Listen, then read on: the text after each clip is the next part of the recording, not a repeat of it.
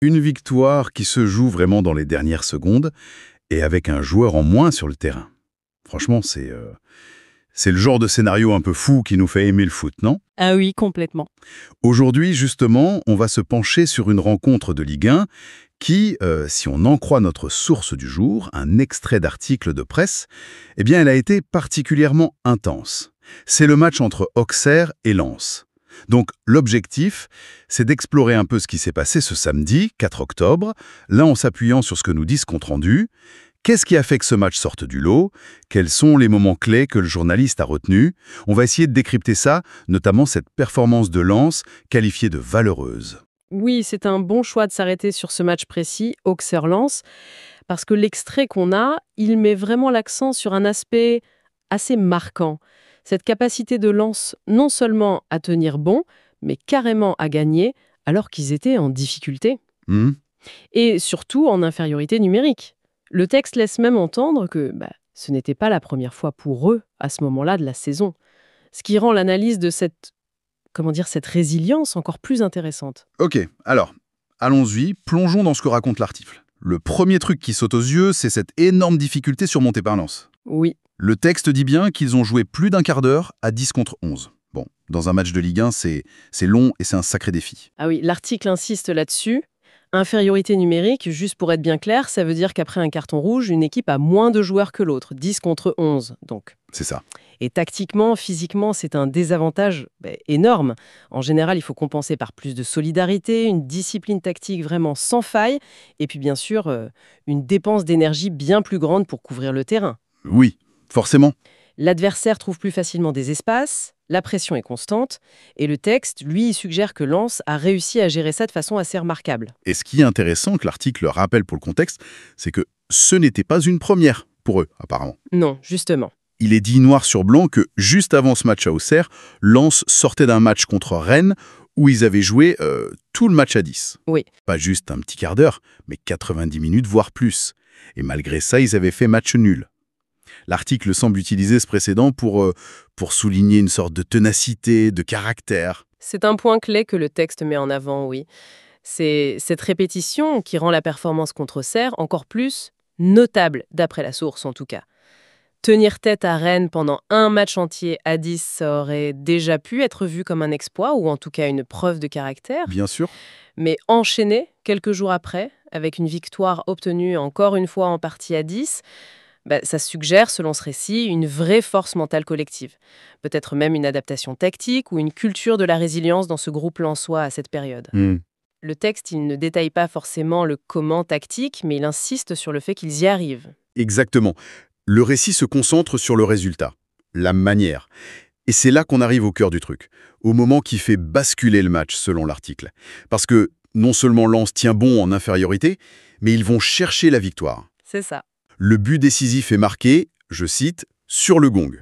Jolie expression pour dire que c'est arrivé vraiment à la toute fin, dans les arrêts de jeu. Ah, ces buts dans les arrêts de jeu, ils ont toujours quelque chose de spécial, hein. Oui, Ils ne laissent aucune chance à l'adversaire de réagir. Et psychologiquement, pour l'équipe qui marque, c'est une explosion de joie.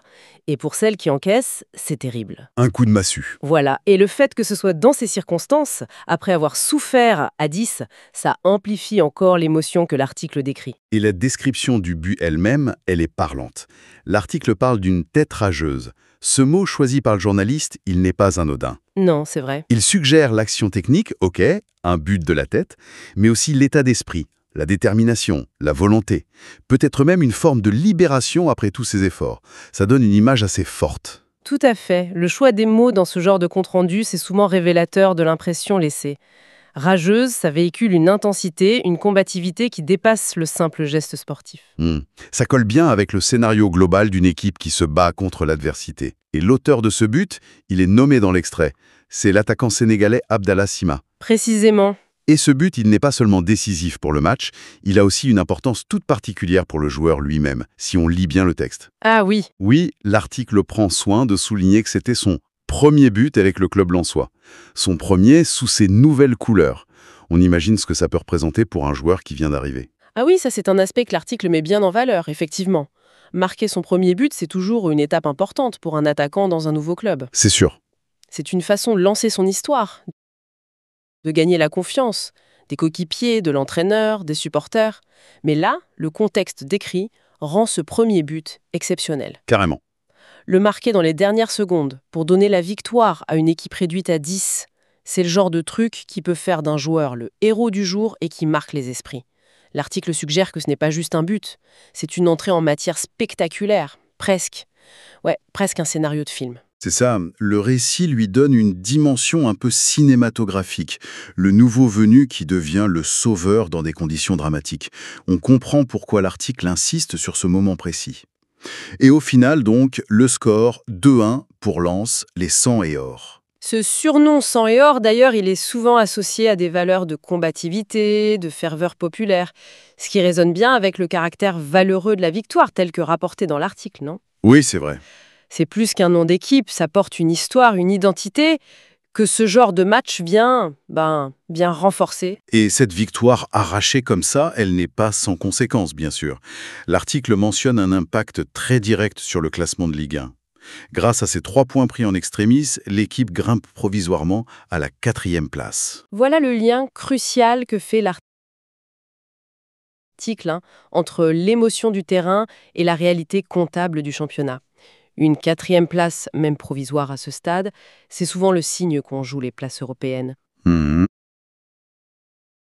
Passer d'un nul ou d'une défaite frustrante, ce qui aurait pu arriver, à 10, à une victoire qui vous propulse si haut, ça change complètement la perspective immédiate. C'est clair. Donc l'article souligne bien que ce but de Sima, ce n'est pas juste un exploit individuel ou un moment de joie, c'est aussi un résultat qui a un poids stratégique important pour Lens, en tout cas à ce moment T. Absolument.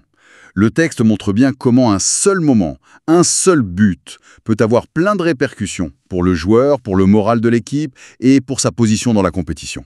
C'est le foot, quoi. Si on essaie de résumer un peu ce que ce récit nous dit, on a donc une équipe de Lens qui confirme une capacité à gérer l'infériorité numérique, capacité déjà vue avant selon la source. Ensuite, une capacité non seulement à résister, mais à forcer la décision à la fin, grâce à un but plein de volonté. Oui. Ce but est marqué par un nouveau joueur, Abdallah Sima, pour qui c'est une première réalisation marquante. Et enfin, cette victoire a un impact direct sur le classement, propulsant Lens vers le haut.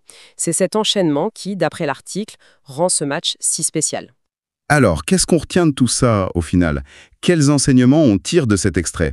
Il y a d'abord cette idée de victoire valeureuse, obtenue vraiment à l'arraché, qui semble définir la performance de Lens pour l'auteur. Oui. Il y a ensuite ce moment fort, le premier but de Sima, décisif, qui est vraiment le point culminant du récit. Et enfin, la conséquence directe, positive sur le classement provisoire. Ce qui ressort comme fil conducteur de l'article, c'est vraiment la démonstration de caractère de l'équipe. La source met en avant cette faculté à surmonter un obstacle majeur, l'expulsion, et à renverser une situation pour en faire un succès. C'est cette force mentale, collective, cette résilience, qui est présentée comme l'élément distinctif de Lens dans ce match.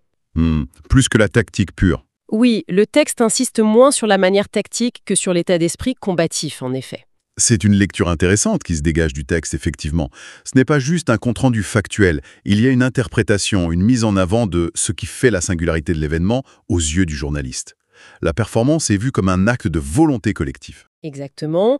Et si on s'en tient strictement à ce récit, aux informations et au ton de cet extrait d'article, ça nous amène à une dernière réflexion, peut-être. Oui. Quelle image de la dynamique interne de cette équipe lensoise, à ce moment précis, ce texte nous renvoie-t-il ? Sans aller plus loin que ce qui est écrit, mais l'article dépeint une équipe qui semble avoir d'importantes ressources mentales, une capacité à ne pas lâcher face aux difficultés et même à les dépasser pour aller chercher un résultat. C'est une photo à un instant T, bien sûr, mais une photo qui suggère une certaine solidité de caractère.